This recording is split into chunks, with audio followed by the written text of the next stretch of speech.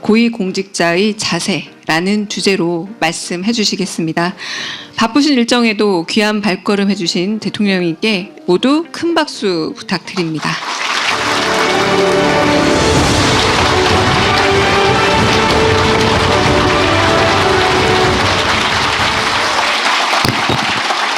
네, 여러분 반갑습니다. 제가 공무원 인재개발이라든가 거기 신임 사무관들 교육 과정에 갔을 때 느꼈던 그 열정 이런 것들을 봤는데 오늘도 약간 그런 게 느껴집니다. 네. 여러분 반갑습니다.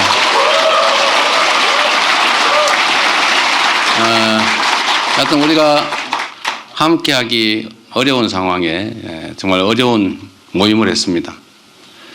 먼저 어제 밤까지 오늘 새벽까지 한미 무역협정 타결을 위해서 애쓰신 우리 장관님들, 총리님 할 것 없이 우리 일선 부서의 여러분들도 고생 많이 하셨습니다. 노심초사하고 정말 어려운 환경이죠. 저도 참 좀 뭐라 그럴까 이게 참 이 나라의 국력을 키워야 되겠다 그런 생각이 들었습니다. 하여튼 그 어려움 속에서도 뭐 만족할 정도는 아니지만 그래도 상당한 성과를 이뤄낸 여러분들의 노고에 진심으로 감사드립니다. 우리 동료들을 위해서 박수 한번 부탁드립니다.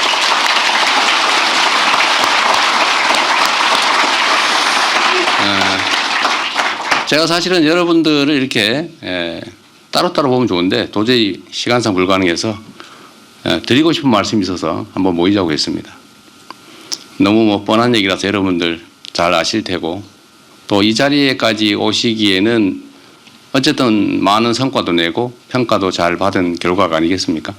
그게 국민으로부터 평가받은 것이든 인사권자로부터 평가받은 것이든 여하튼 다른 사람보다는 훨씬 높은 평가를 받아서 이 자리에 계시기 때문에 제가 지금부터 드리는 말씀이 그렇게 뭐 가슴에 와닿지 않을 수도 있긴 합니다. 그러나 우리가 앞으로 5년 동안 이제 4년 10개월 남군요. 이게 요즘은 일주일 단위로 시간이 가는 것 같아요. 제가 당대표 할 때도 그런 느낌을 받을 때가 있었는데 지금도 거의 비슷하긴 합니다. 그러고 보면 또 그렇게 많이 지난 것 같지는 않고 또 길게 보면 짧은 시간 같기도 하고 그래서 시간은 제한되어 있지만 일을 2배로 하면 시간이 2배로 늘어간다는 것과 같다. 그런 생각을 하기로 했습니다. 주변에서 걱정하시는 것처럼 여러분도 참 좋은 대통령이긴 한데 아주 악질적 상사일 가능성이 많다. 걱정된다. 이런 얘기들도 꽤 제가 많이 듣고 있긴 합니다. 여러분께서도 국민에게는 칭찬받되 부하들한테는 원망은 듣지 않는 선에서 악질적이지는 않은 범위 내에서 최대한 좀 많은 성과를 내주시길 진심으로 부탁드립니다. 그냥 생각나는 대로 몇 가지 말씀을 좀 드리려고 합니다. 우리가 가끔 착각하는 게 있어요. 실제로 그런 착각이 몇몇 소수에게는 아주 일상적이기도 합니다. 그리고 그게 엄청난 사고를 불러오기도 하죠. 그게 어떤 거냐면 내가 가진 권력 또는 권한이라고 하는 게 내 거다 이렇게 생각하는 거예요. 그리고 내가 행사하는 권한의 수혜자 또는 수요자 뭐 수급자라고 하는 게 맞을지 모르겠어요. 그게 마치 내가 위에 있고 내가 내려주는 시혜를 베푸는 것 같은 그런 느낌을 가지는 경우가 종종 있어요. 근데 실제로 그렇게 될 가능성이 많습니다. 맨날 이렇게 주는 행동을 하다 보니까 내 것 같죠. 받는 쪽에서도 보면 주는 숨겨져 있는 잘 보이지 않는 지급의 주체보다는 지금 주는 손, 눈에 보이는 손이 귀하게 느껴지죠. 그러다 보니까 서로 그런 생각을 하게 됩니다. 아, 내가 높은 사람이구나. 내가 저들과는 좀 다른 사람이구나. 일종의 특권의식, 어쩌면 나쁘게 얘기하면 지배자적 사고 그런 것들을 하게 되죠. 내가 통치하고 있다. 지배하고 있다. 이런 생각을 하게 됩니다. 그게 저는 정말로 근본적으로 심각한 문제를 불러온다고 생각해요. 우리는 우리 국민들이 합의한 게 있죠. 이 나라의 주민은 국민이고 모든 권력은 국민으로부터 나오고 우리가 쓰는 모든 예산 그건 국민들이 내는 세금이죠. 우리 국민들이 일상에서 정말 치열하게 어쩌면 목숨까지 바쳐가면서 열심히 일해가지고 어떤 수익 중의 일부를 원든 원치 않든 강제로 떼서 만든 재원 아닙니까? 그리고 그 모든 예산과 권한은 오로지 그 주체 국민을 위해서 쓰라고 우리가 헌법에도 써놓고 법에도 써놓고 온갖 지침 방침 지시사항이 다 써놨는데도 실제로 그러냐 보면 그렇지 않은 경우들이 꽤 있죠. 그게 어느 순간에는 이게 내 거니까 뭐 내 마음대로 이런 생각을 하게 되면 권한을 남용하거나 예산을 낭비하거나 아니면 좀 더 한 발짝 나가면 부정부패를 하게 되거나 이렇게 되죠. 그게 이제 공동체 대한민국 국가에게도 큰 손실을 주겠지만 사실은 제 경험으로 보면 그거 잘 은폐가 안 됩니다. 그 소문이 다 나요. 저도 이제 한 십몇 년 이렇게 공직 권한을 행사하는 직에 있다 보니까 제가 지휘하는 사람들의 심리라고 하는 걸 조금은 이해하게 됐는데 그런 것 같더라고요. 이게 야 이거 비밀이야. 절대로 남한테 얘기하면 안 돼. 부인도 모르게 해야 돼. 나는 꼬리를 붙여가지고 온몸이 다 아프게 돼 있어요. 제가 어디서 인사를 해보니까 공직자들이 어쩌면 그렇게 몰래 모여서 했을 텐데 그걸 어떻게 그렇게 잘합니까?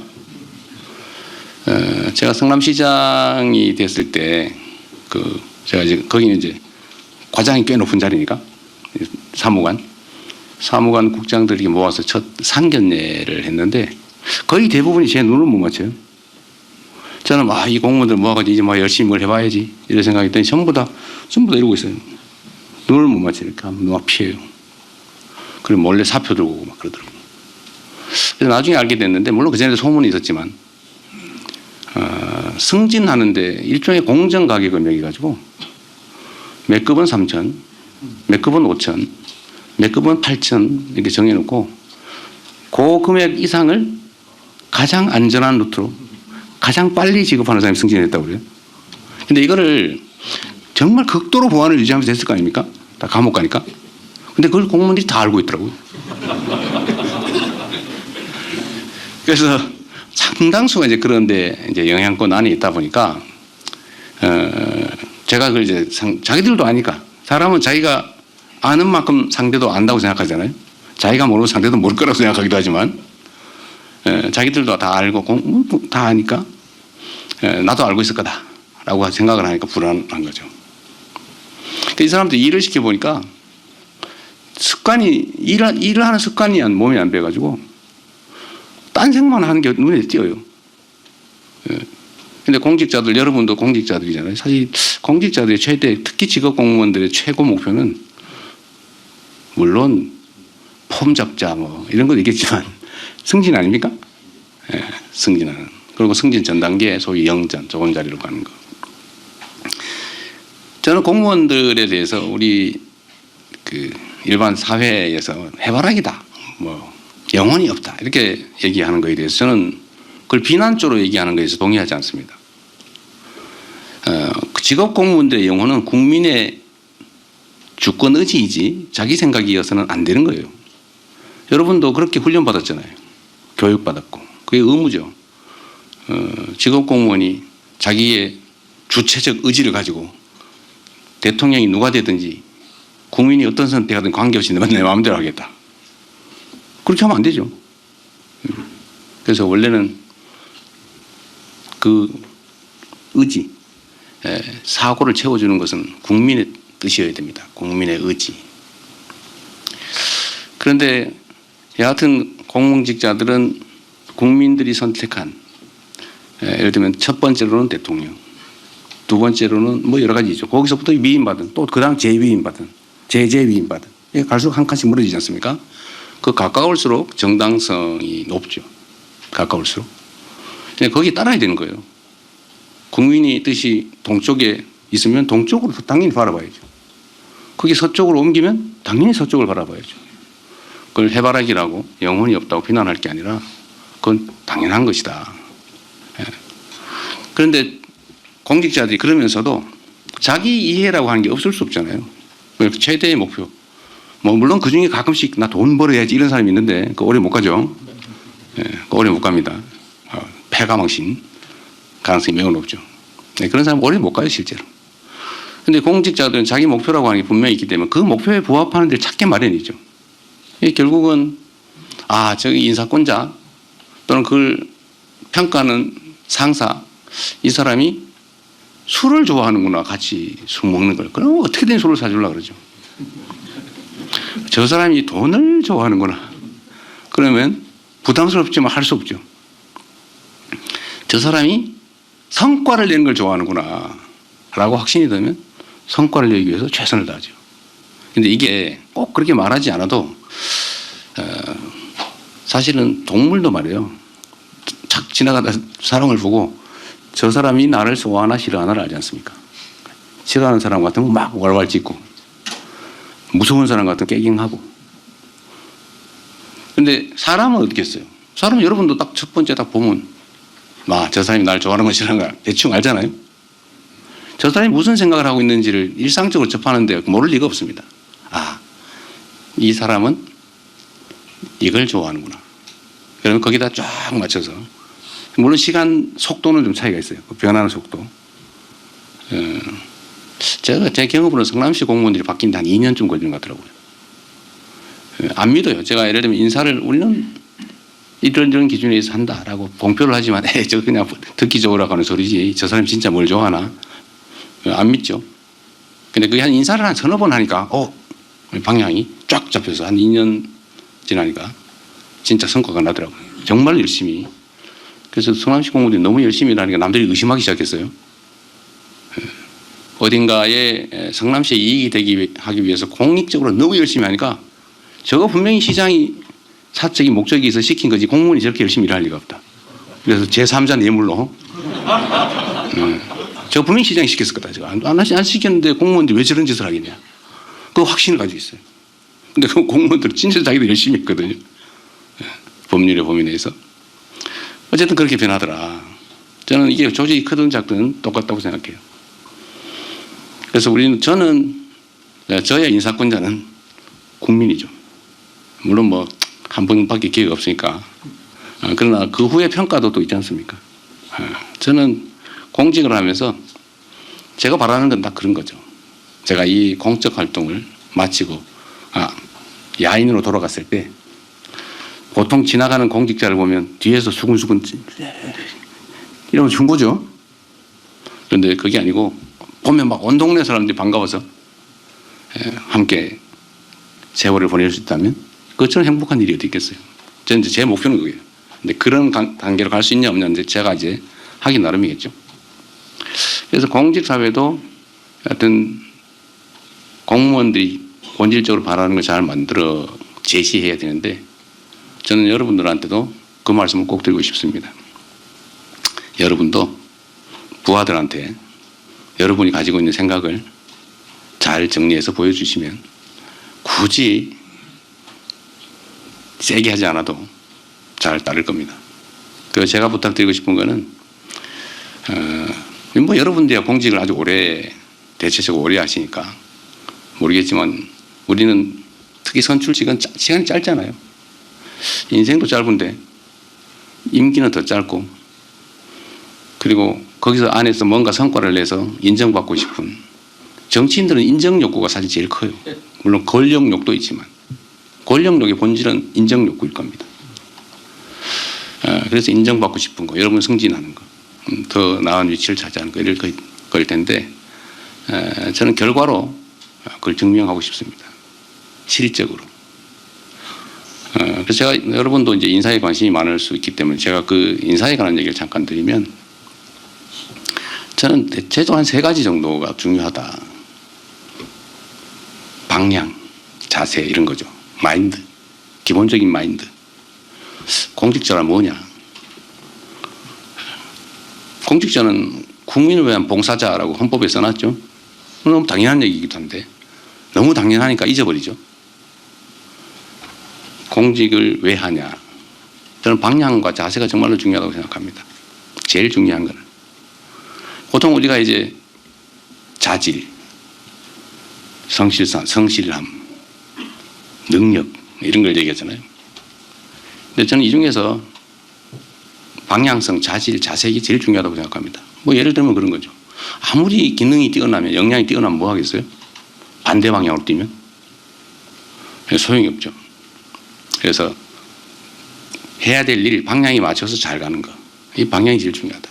충직함이죠.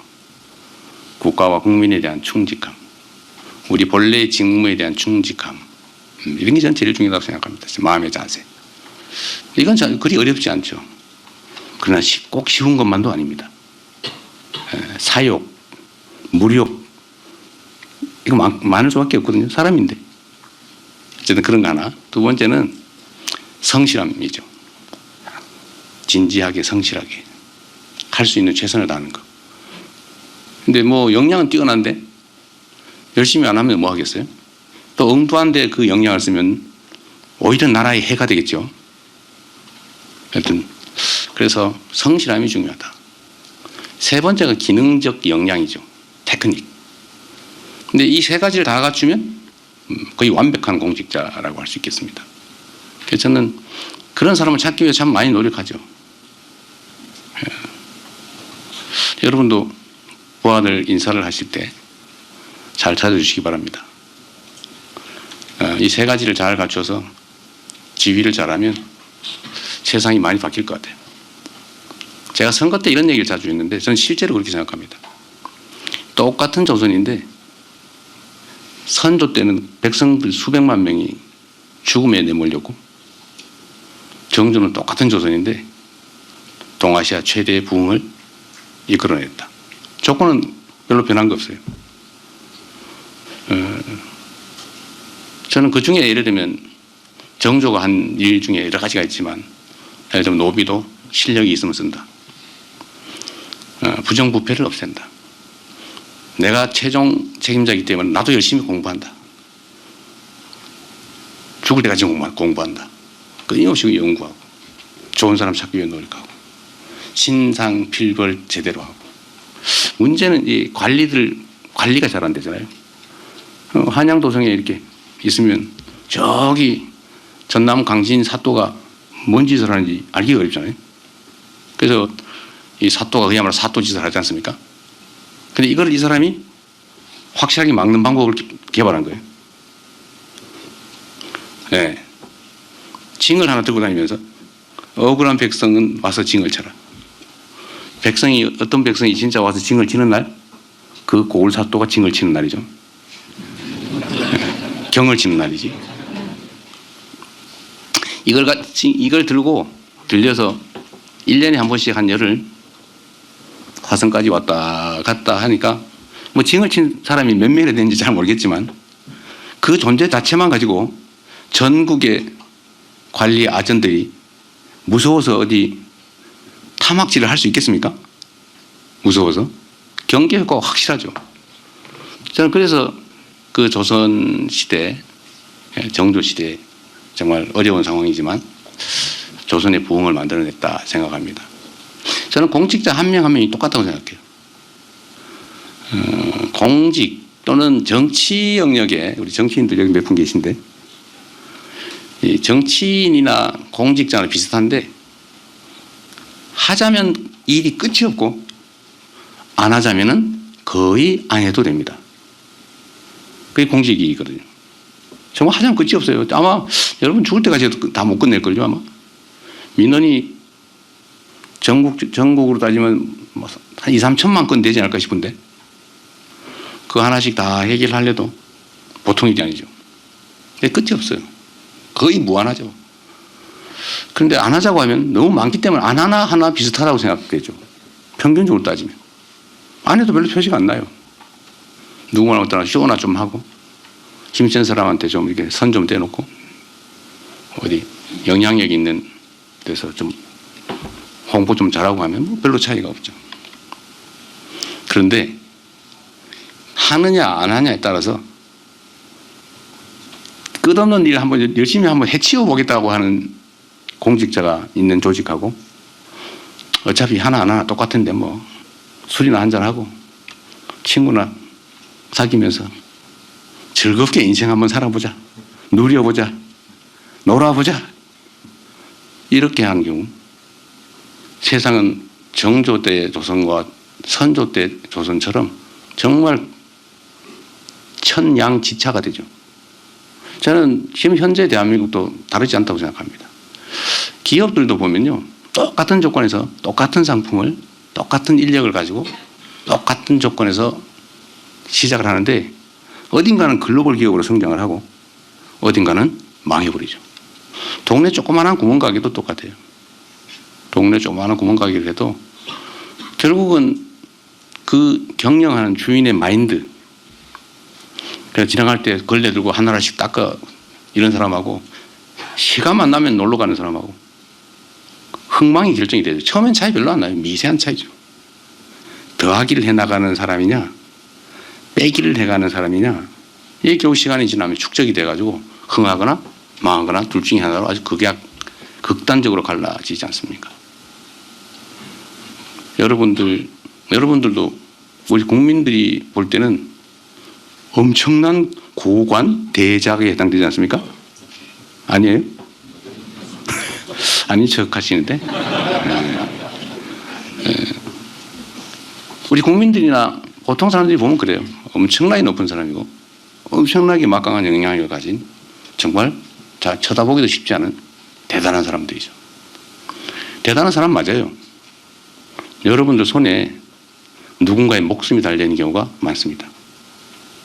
여러분들이 이렇게 하냐 저렇게 하냐 여러분들은 책상에서 고민하다가 보고서 올라오고 보고다 에이 이렇게 그냥 해버릴 수도 있지만 이 하나의 결정에 수없이 많은 사람들 인생이 걸려있고 어떤 사람들은 사업에 흥망이 걸려있고 어떤 사람은 가족들 또는 본인의 목숨이 걸려 있습니다. 우리가 민원이라고 하는 것을 참 수없이 많이 접하게 되는데 이제 하다 보면 내성이 생기죠. 근데 자리가 높아지고 고위직이 되면 될수록 더 많은 영향력을 가지지만 더 많은 사람을 접하게 되고 더 무감각해질 가능성이 높죠. 그런데 여러분들의 결정 또는 공직자는 누구도 말단도 마찬가지입니다. 저도 마찬가지. 저는 매우 두려운 생각을 가지고 예를 들면 판단을 하거나 보고를 받거나 합니다. 내 이 판단과 결정으로 얼마나 많은 사람이 어떤 영향을 받게 될까? 누군가가 내 이 결정으로 죽을 사람이 살아날 수도 있고 살 수도 있는 사람이 죽지 않을까? 제가 노동부 장관과 우리 강요 여러분들을 불러서 공개적으로 방송을 켜놓고 어떻게 사람이 이렇게 일하다 죽을 수 있냐라고 한마디씩 하면 누군가는 조금은 조심할 거고 누군가는 야 이러다 처벌받는 거 아니야? 라는 사람도 있을 거고 어떤 사람은 야 돈 벌자고 우리가 이러면 되나? 남의 가정을 파괴하면 되겠나? 라고 생각해서 개과천선하는 사람도 있을 수 있고 하여튼 선한 변화가 있겠죠. 그러면 1년에 600~700명씩 죽어가는 사람들 그 사람들이 500~600명으로 줄어들면 한 100명 정도는 목숨을 건지는 겁니다. 말 한마디에 행동 하나에 이거보다 훨씬 더 큰 것도 많죠. 예를 들면 한미 통상 협상 제가 진짜 머리 빠진 이빨이 흔들려가지고 사실 내가 말을 안 해서 그렇지 내가 가만히 있으니까 진짜 가만히 있는 가만히 줄 알고 말이에요. 말을 하면 악영향을 주니까 말을 안 한 거예요. 그러나 말 안 하는 와중에 오리가 물살에 떠내려가지 않기 위해서 우아한 자태로 있지만 물 밑에서는 얼마나 생 난립니까? 우리 가까이 있는 참모분들은 알지요. 우리가 얼마나 노심초사하면서 정말 어떤 행동을 하고 있는지. 하여튼 그것도 좁게 보면 우리 기업들의 해외 시장에 관한 얘기이기도 하지만 사실은 대한민국 국민들의 부담일 수도 있고요. 어쨌든 그 결정 하나하나가 엄청난 영향을 미친다. 저는 지금 이 상황 대한민국이 저는 흥망의 기로에 서 있지 않나 하는 생각을 할 때가 가끔씩 있습니다. 계속 플러스 성장 발전의 길을 갈 거냐. 물론 그 각도는 많이 떨어지고 있죠. 아니면 아예 퇴행 그 길을 갈 거냐. 이 그래프가 상향할지 하향으로 전환해 버릴지 저는 그 분기점에 있다는 생각이 듭니다. 여러분도 매우 그 중요한 변곡점에 저와 함께 서 계신 거죠. 여러분들 손에 대한민국의 운명이 크게 보면 대한민국의 역사가 달려있고 작게 좁게 보면 누군가의 목숨이 달려있다. 저는 극단적인 선택을 결심해 본 적도 있어서 그 사람들의 입장이나 이런 걸 조금은 이해해요. 가족을 끌어안고 죽어가는 그 결정을 하는 그 사람들 마음이 어떻겠습니까? 지금 이 순간도 그런 사람 많죠. OECD 국가 중에서 가장 많은 사람들이 스스로 극단적 선택을 하지 않아요? 대한민국이. 1년에 15,000명씩. 한 개 도시가 사라지고 있어요. 매년. 15,000명이면 웬만한 군 규모가 되거든요. 1년에 작은 군 규모 하나씩 사라지고 있습니다. 그런데 일본이 얼마 전에 자살률을 떨어뜨리기 위해서 뭐 정부 차원의 종합적인 대책을 해서 노력을 했더니 절반으로 떨어졌다고 해요. 자살률이. 우리도 사실 그런 걸 할 수 있죠. 바쁘고 힘들긴 하지만 우리의 노력에 따라서 지금 15,000명을 절반으로 줄이면 7,000명이 목숨을 건지는 거죠. 그게 다 우리 손에 달려있다. 그런 생각이 듭니다. 그래서 여러분들은 우리 공직자는 저는 작은 신의 역할을 하는 사람들이라고 생각해요. 신이 뭡니까? 사람이 못하는 신의 유일한 능력은 저는 제일 큰 능력은 생명을 창조하고 거둔다는 거 아닌가요? 그 여러분들 하기에 따라서 누군가가 죽을 수도 죽을 사람이 살 수도 있습니다. 그러니까 여러분은 신의 능력을 손에 쥔 위대한 존재들인 거죠. 부담 좀 오십니까? 그런 부담도 좀 가지고 또 한편으로 좋은 쪽으로 생각하면 우리가 그렇게 보람 있는 일을 할 수 있는 거죠. 우리 손에 쥐어진 소위 권한, 권력. 이거 뻔한 얘기인데 우리 행정고시, 되게 행정고시 하신 분들일 텐데 행정고시 시험을 보려면 법학, 개론 이런 것도 공부를 해야 되는데 거기에 그런 거 나오죠. 권한, 권력, 권리 어떻게 구별하냐. 다 객관식 문제 나오니 다 알고 계시죠? 세 개 다 힘이에요. 힘, 권. 그런데 목표가 다르죠. 권리, 이익, 내 이익을 챙길 힘, 권리. 권한, 힘은 힘인데 한계가 있는 힘. 우리가 가진 공적 힘을 말하죠. 권력. 내 의사를 타인에게 강제시킬 힘. 약간 정치적 의미로 사용되죠. 우리는 그런 걸 가진 사람들이에요.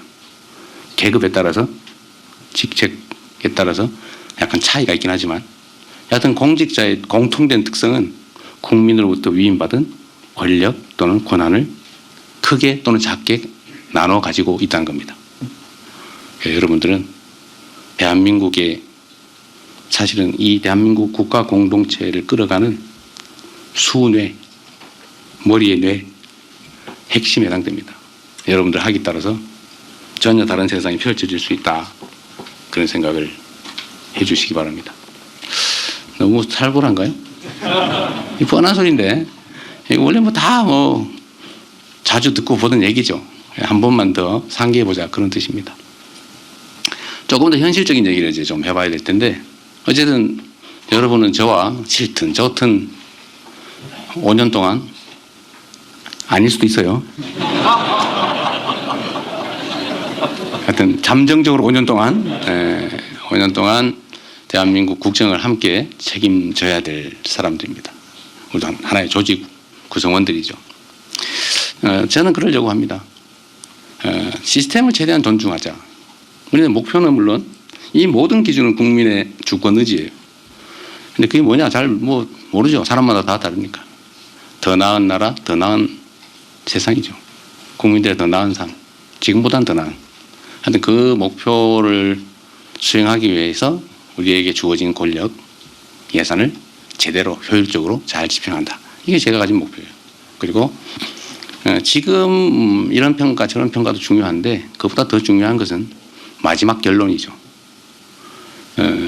이재명 재임 기간 동안에 내 삶이 또는 세상이 더 나은 방향으로 바뀌었냐. 결과적 성과. 지금의 평가는 그렇게 중요하지 않아요. 진짜 중요한 건 퇴임하는 그 순간 세상이 어떻게 변해 있을까.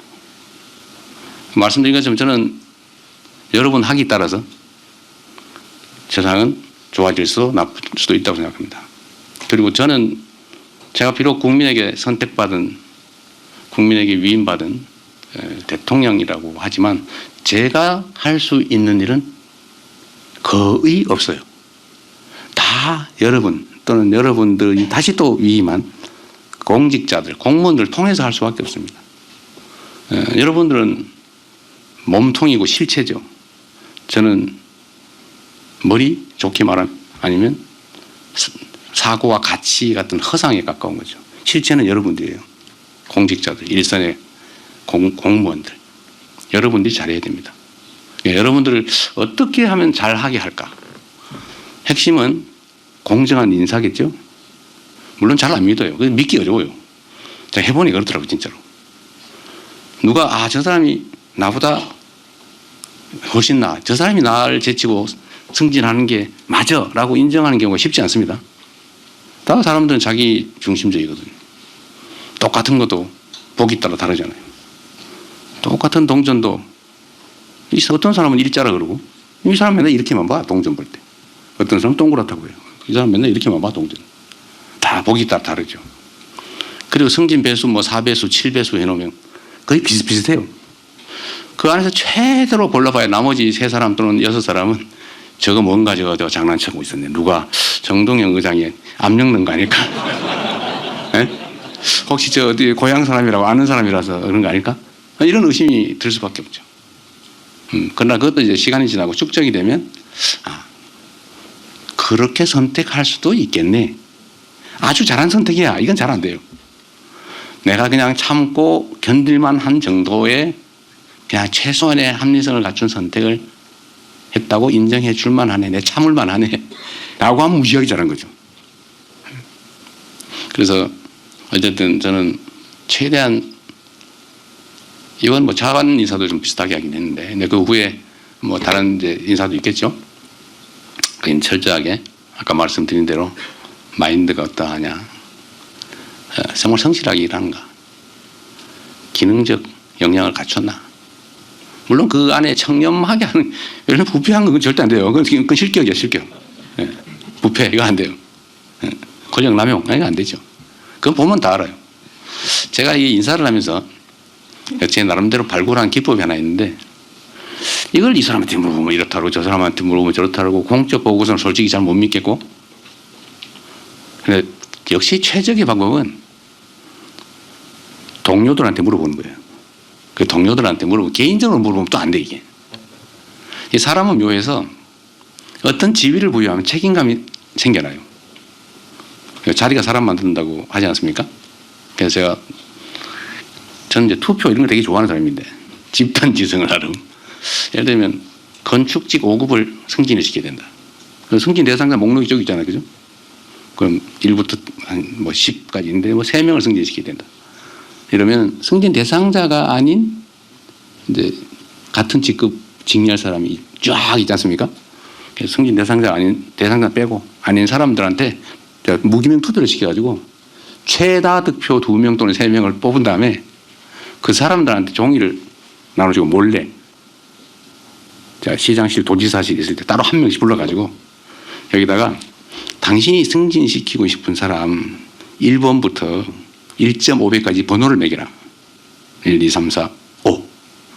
그리고 이 중에 절대로 하면 안 된다고 생각되는 사람이 있으면 거꾸로 1, 2, 3, 4, 5 마음대로 매겨라. 이렇게 했더니 제가 놀라운 걸 발견했어요. 거의 차이가 없어요. 거의. 자기들이 다 아는 거예요. 그리고 이게 나 혼자만 하는 게 아니고 다른 동료 2명 또는 3명이 평가를 할 텐데 내가 불공정하게 이걸 표시를 하면 찍힐 수가 있잖아요. 이놈. 그런데 그런 사람이 가끔 있더라고. 이 도저히 납득할 수 없는 순서를 매기는 그것도 권력이라고. 예? 그것도 권한이라고. 그래서 그 다음에 제가 이렇게 해버렸죠. 그 사람은. 근데 그런 생각 때문에 이렇게 공적 권한을 부여하면, 검증되는 공적 권한을 부여하면 정말 공적 권한을 공정하게 행사하려고 노력하더라고요. 그래서 거의 순서가 틀리지 않더라고요.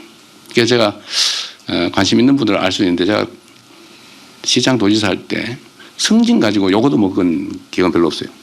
약간의 불만.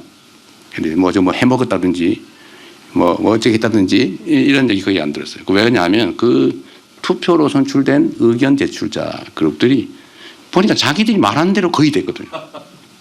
그 사실 거의 차이가 없는 거예요. 그래서 우리 이제 중앙정부 인사 이런 걸 한번 도입해 볼까 생각 중입니다. 옆에 있는 사람한테 잘하세요. 옆 사람한테 잘해야 됩니다. 우리 장관님들도 한번 고민 한번 해보세요.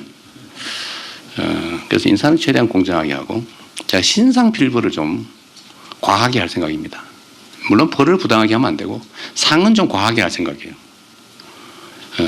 제가 명목을 만들어내가지고 상을 많이 주려고 노력했어요. 뭐 상 주는데 큰 돈은 안 들거든요. 그거 인색할 필요가 없죠. 칭찬은 최대한 많이. 칭찬은 구려도 춤추게 한다. 더군다나 사람인데. 그래서 작은 포상이지만 최대한 종이라도 하나 이쁘게 만들어서, 또는 약간의 포상금 또는 포상들을 해서, 그리고 특히 제일 중요한 인사죠. 그죠? 아까 얘기한 대로 대개 제가 보니까 고위 공무원들이 되면 거의 기본적 자질은 아주 뛰어나요. 보니까 거의 성실하면서 결판이 나는 것 같아요. 예를 들면 야, 내가 막 뭘 해봐야지 뭐 이런 생각 가진 사람하고 시키는 거 무난하게 잘 떼어봐야지 이거하고 차이가 엄청나게 나는 거죠. 나중에는. 그리고 능동적으로, 적극적으로, 자발적으로 이렇게 행동하는 사람하고 반대로 소극적으로 정해진 것만 무리 없이 이렇게 생각하는 사람이 성과를 내는 데서는 진짜 큰 차이가 있습니다. 작은 아이디어. 특히 제가 며칠 전 장관 국무회의에서도 그 얘기했지만, 이게 여러 고위 공무원이 되면 제일 뛰어난 사람이 맞아요. 제일 많이 알아요. 그런데 옛날 거를 아는 거예요. 최신 트렌드를 몰라. 가장 최근의 일을 가장 많이 아는 사람은 말단이에요.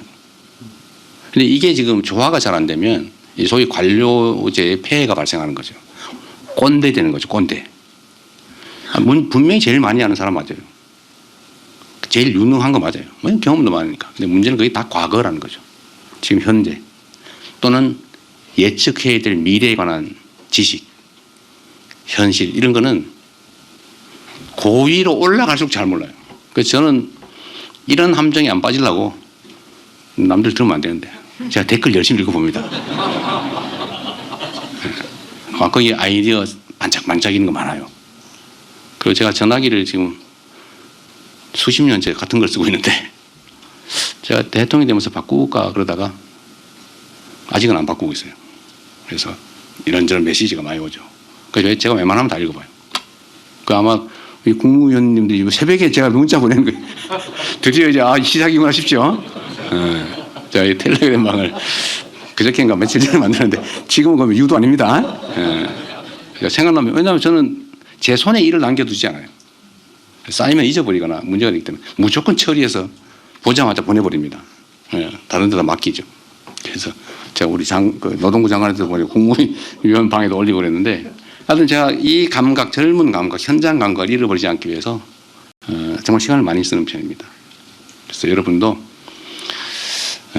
부하 공무원들하고 대화를 좀 많이 하세요. 브레인스토밍 같은 거 가끔 하십시오. 도움되는 거 많아요. 그리고 앞으로는 그렇게 신선한 현장성 있는 또 미래지향적인 아이디어 이런 것들을 만들어내지 못하면 옛날 사람 돼버립니다. 그리고 세상은 너무 빨리 변해요. 지금은 정말 급변하는 세상이 됐는데 그 옛날 생각하고 그 옛날의 관념, 지식, 경험만 가지고 견디면 그냥 옛날 사람 돼버리죠. 그래서 거기서 벗어나셔서 또 젊게 사면 좋잖아요. 되게 다 환갑 다 돼가는 거죠. 젊게 사시는 방법이기도 합니다. 그래서 대화도 많이 하시고 브레인스토밍도 하시고 소통도 많이 하시고 그리고 가급적이면 조직을 뭐 기본적인 권위를 잃지는 말고 지휘 체계는 잘 유지하되 정서는 수평적으로 하면 가급적이면 그래야 대화 말을 해요. 제가 공무원 사회의 특성을 봤는데 말 안 하기 대회하는 것 같더라고요. 누가 더 말을 안 하나. 이게 경직돼가지고 근데 이것도 바꾸는 게 좋죠. 그래서 어쨌든 원래로 되돌아가면 실적과 성과로 결국은 평가할 수밖에 없을 거다. 나머지는 거의 비슷합니다. 그러니까 말씀드렸던 대로 기본적인 방향이 엉망이다. 그런 사람이 살아남았겠어요? 그건 쉽게 구분돼요. 기본적으로 불성실하다. 그것도 아주 쉽게 구분됩니다. 나머지 그럼 역량 이런 건데 결국은 이제 끊임없이 자기 역량을 키워야죠. 그 역량의 핵심은 어쨌든 미래를 내다보는 거다. 예정된 시간이 지나고 있는 것 같아요. 그죠? 맞습니다. 한참 지나고. 아니 뭐 지겹지만 않으면 좀 더 해도 괜찮은데 아니, 내가 분명히 다음에 발표할 거 지겨울 거거든.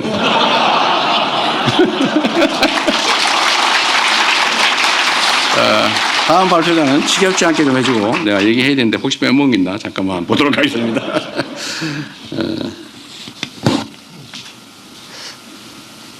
그리고 이건 하나 얘기를 좀 해야 되겠어요.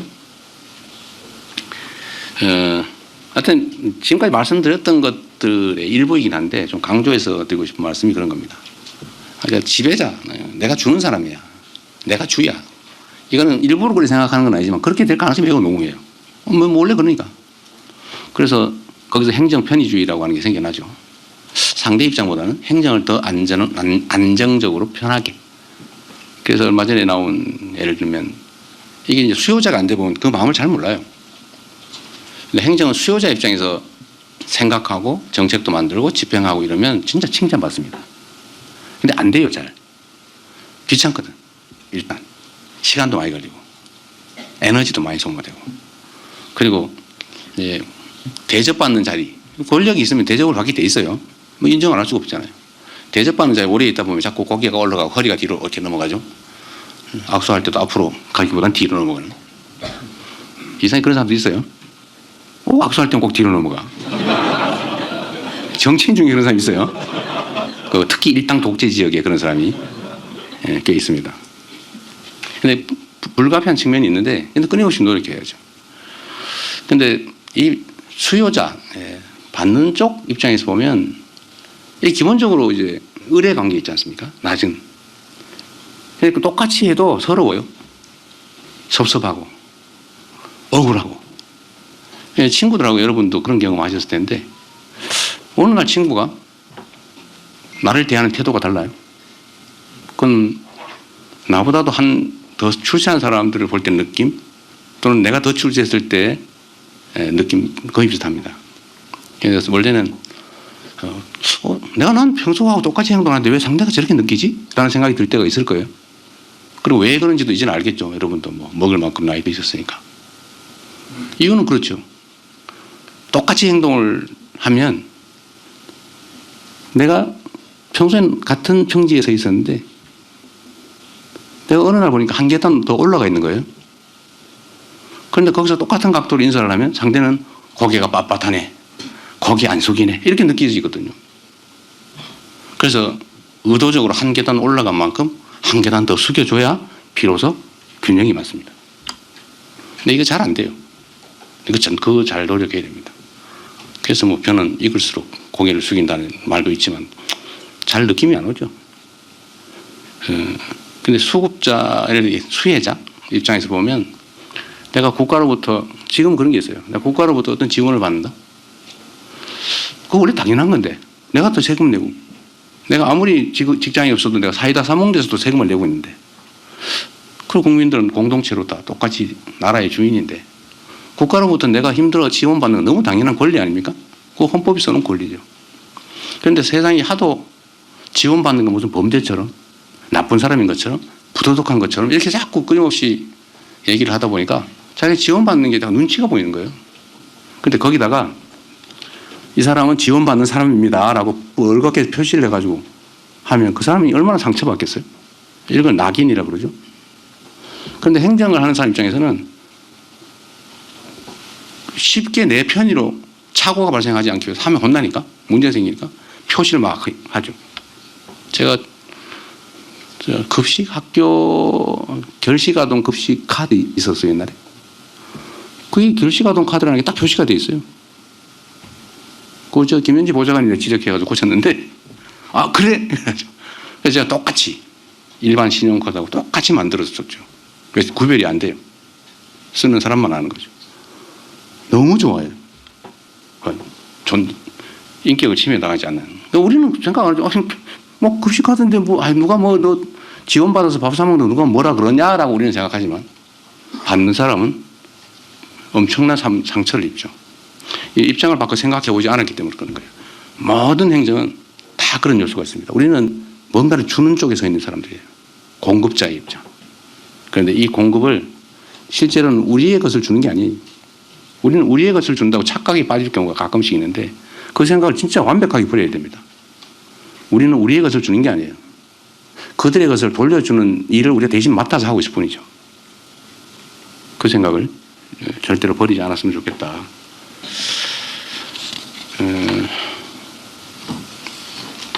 그리고 거의 다 끝나갑니다. 일종의 강의라기보다는 지시사항에 가깝기 때문에 좀 견뎌주시기 바랍니다.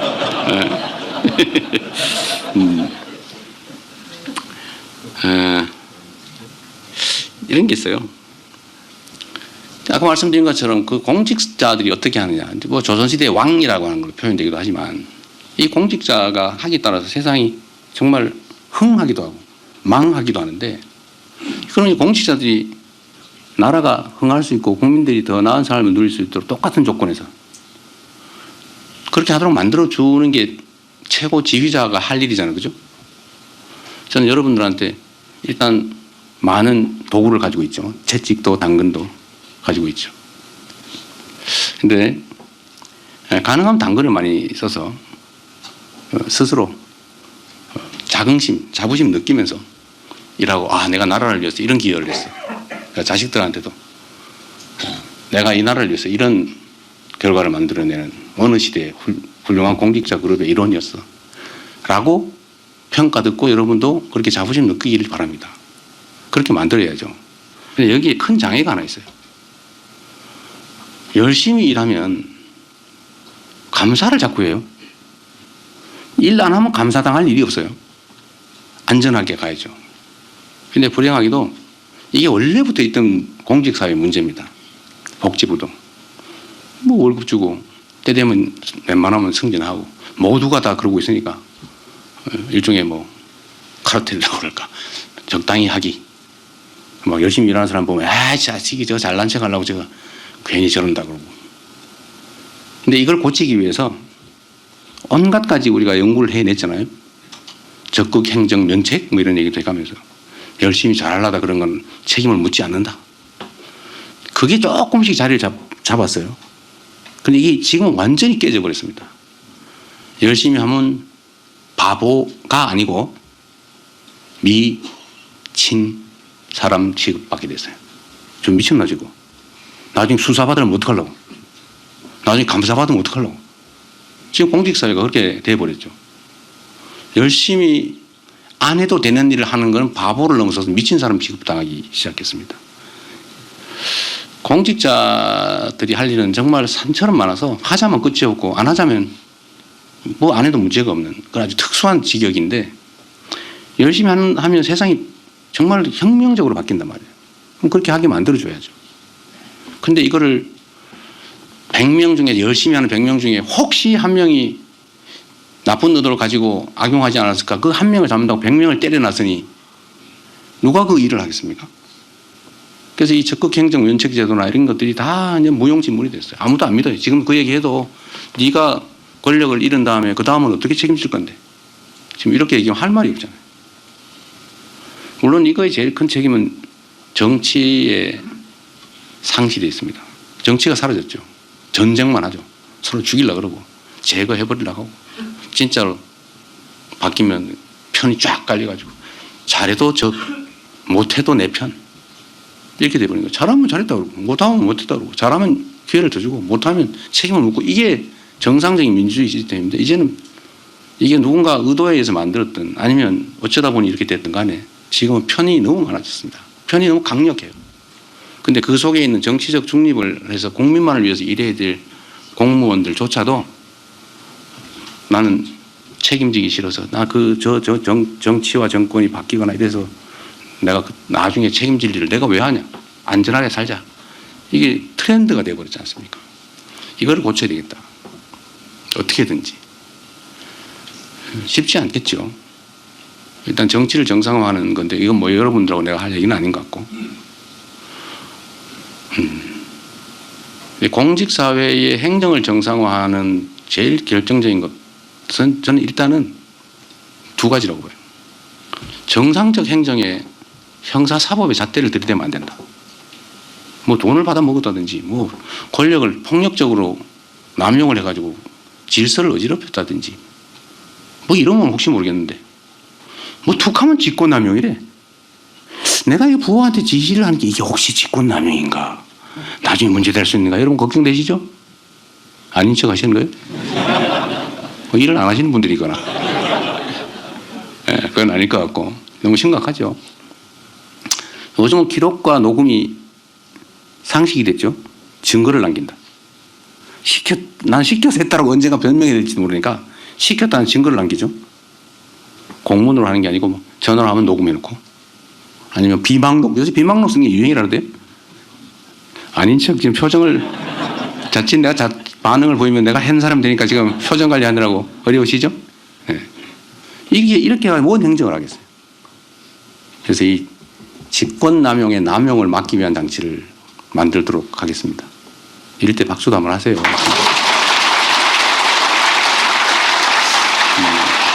권력을 가지고 아까 말씀드린 권력, 내 의사를 타인에게 강제할 수 있는 힘, 이 권력이 공직자가 가진 힘의 원천인데 조금만 뭐 있으면 권력을 남용했다는데 이 남용의 기준이 뭐예요 도대체? 그냥 내가 느낄 때 부하가 안 하고 싶었는데 했어 라고 하면 남용이요. 나는 흔쾌히 하고 싶은데 시켜서 했습니다. 무죄예요. 이게 말이 됩니까 이게? 지휘를 어떻게 합니까? 불안해서. 그래서 이 직권남용죄의 남용을 막기 위한 제도적 장치 또는 관행을 반드시 내야 되겠습니다. 네, 두 번째는 이런 거예요. 제가 한번 미리 얘기한 건데 정책감사 있지 않습니까? 이게 원래 좋은 뜻으로 시작했는데 악용되기 시작했잖아요. 악용. 정책을 결정을 했어요.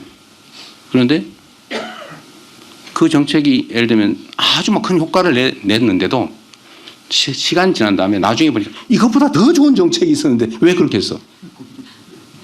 너 배임죄야. 또는 실패를 했다. 너 이렇게 하면 안 할 수 있었는데 왜 그거 해가지고 실패를 해서 손실을 입혔어? 이렇게 사후적으로 평가해서 책임을 물으면 인간에게 신의 능력을 요구하는 거 아닙니까? 그거 어떻게 알아요? 나름 최선을 다해서 판단했고 그게 재량권이잖아요. 행정법에서 재량권을 인정하는 이유가 뭐예요? 능동적으로 대응하라고. 상황에 능동적으로 대응하기 위해서 이렇게 할 수도 있고 저렇게 할 수도 있고 그걸 여지를 줘야 되지 아니면 딱 정해놓고 법원 판결하듯이 그렇게 하면 거기 사회가 움직여지겠습니까? 그래서 원래 재량권을 주는 거예요. 그리고 그 재량권 안에서 정말 아주 명백히 증명되는 고의로 그랬다면 혹시 모르겠는데 나름 최선을 다한 결과로 나중에 보니까 상황이 달라서요. 아니 상황이 바뀌었어요. 아니면 조금 더 신경을 못 써서 그런 경우가 나왔다 한들 그거를 사후적으로 평가해서 책임을 묻고 징계한다 그러고 직무감찰하고 심지어 수사 의뢰해서 고발해서 재판받으러 다니고 하면 그 일을 어떻게 합니까? 그래서 이 정책감사도 아예 이 악용의 소지가 너무 많기 때문에 폐지를 하는 게 맞겠다. 그래서 여러분들한테도 열심히 일하면 이거 억지로 친 거죠? 아까 안 쳐다 눈치 보이니까 이번에 야 이건 박수 치란 뜻이구나 사인을. 훌륭한 아까 박수 먼저 쳐주신 분 누구신지 모르겠는데 훌륭하십니다. 어쨌든 이렇게 공직자들이 복지부동하지 않고 정말 국민을 위해서 최선을 다해 일할 수 있는 그런 환경을 만들도록 제가 노력할 겁니다. 그 환경 속에서 열심히 해주시고요. 그리고 마지막으로 산더미처럼 쌓인 일을 어떻게 처리할까? 이거는 뭐 반드시 그렇게 하라는 건 아니고요. 그냥 하나의 경험으로 알려드리는 거예요. 보통 일이 막 선후경중을 우리가 판단하잖아요. 원래 공직사회는 그런 거죠. 뭐든지 언제나 판단의 기준은 선후경중이죠. 어떤 게 더 먼저냐, 어떤 게 더 중요하냐. 다 해야 될 일인데 이 중에 어떤 거냐. 이게 이제 중요하잖아요. 그래서 저는 무겁고 어렵고 이런 것들에 대한 판단 때문에 다른 일들을 미루는 걸 잘 안 하는 편이에요. 제가 여러분들한테 그걸 권장하고 싶어요. 쉽고 간단한 일부터 빨리 해치운다.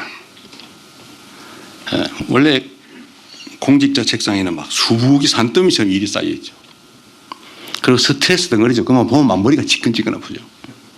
근데 그 중에는 굵은 큰 일도 있고, 굵은 큰 일인데 급하지 않은 것도 있고, 아니 큰 일인데 급한 건 당연히 급해야죠. 근데 그게 아니면 간단한 쉬운 일부터 얼른 처리를 해놓는 게 성과를 내는 데는 좋더라고요. 그래서 아까 제가 성과 말씀을 드렸는데 이 성과를 어떻게 내나 한 방은 없다는 게 제 원래 행정 철학입니다. 머리가 이걸 뭐 기획을 해가지고 한 방에 엄청난 막 각광을 받는 일을 해내야지. 저 그런 생각하지 않아요. 그런 거 없어요. 그런 게 있으면 다른 사람이 했겠지 나한테 남게 낫겠습니까? 다 했지요. 그래서 그런 건 없다. 그러면 성과를 어떻게 내느냐. 쉽고 작은 일을 많이 빨리 하는 거죠. 그래서 저는 쉽고 간단한 일부터 빨리빨리 치우고 가능하면 내 책상에는 일을 남겨놓지 않는다. 그래서 제가 국회의원 할 때도 시장 도지사 할 때도 제 책상은 깨끗합니다. 없어요. 제가 할 수 있는 일을 최대한 빨리 하고 맡겨요. 그리고 가끔 물어보면 되죠. 어떻게 됐어요? 내 스트레스를 떼넘긴 측면도 없지는 않지만 정말로 고민해야 될 것 같으면 고민을 하라고 넘기는 거죠. 고민을 하라고. 떼넘기라는 뜻은 아니고 당연히 이렇게 알아들으시겠지만 쉽고 간단한 일부터 좀 해주면 좋겠고요. 쉽고 간단한 일은 중요하지 않은 일이냐? 그렇지 않습니다. 이게 수백만, 예를 5,200만이 관계된 일도 있죠. 예를 들면 뭐 많죠. 뭐 국방, 안보, 뭐 통상, 외교 뭐 이런 있겠죠. 그러나 그것도 사람들 개개인을 보면 똑같은 일이고 개별적인 민원, 여러분들이 받게 되는 수없이 많은 민원들, 이걸 그 사람들 입장에서는 목숨이 달린 일이에요. 그 사람들한테는 대외 대미 통상 문제나 내가 내는 어디 앞에 허가를 받냐 못 받냐 하는 문제나 다를 바가 없어요. 다만 이해관계자가 숫자의 크기의 차이인데 그 한 명도 중요합니다. 그리고 여러분들이 맞닥뜨리는 민원들은 대개 최소 수백, 수천, 수만, 수십만, 수백만에 관한 것들이죠. 그런 게 널려 있습니다. 그래서 그거를 아주 단순한 간단한 일이라고 생각해도 그거는 그 사람들 상대 입장에서는 목숨이 걸린 일, 자기 사업에 엉망이 걸린 일, 그런 일들이기 때문에 그 자체도 매우 큰 의미가 있습니다. 도저히 못하겠다 싶으면 인력을 늘려달라고 하시면 인력을 늘려드리도록 하겠습니다.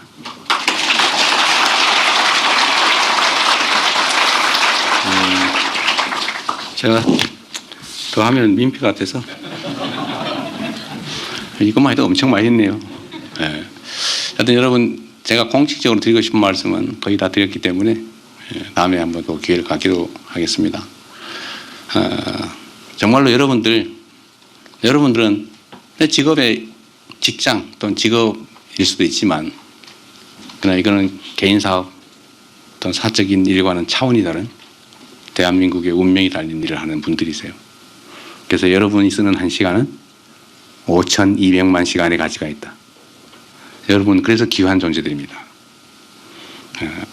여러분 스스로를 귀하게 소중한 존재로 여기시고 국민들이 기대하는 만큼 국민들이 맡긴 만큼 책임을 다해 주시기를 진심으로 당부드립니다. 고맙습니다. 귀중한 말씀해 주신 대통령님께 다시 한번 뜨거운 박수 부탁드립니다. 네, 정조의 현장 점검과 백조의 물갈 퀴즈에서 나온 비밀 업무 파일을 본 듯합니다. 신의 힘과 그리고 책임을 나누어 가지신 여기 계신 고위 공직자 여러분들의 어깨가 무겁지 않을까라는 생각이 드는데요.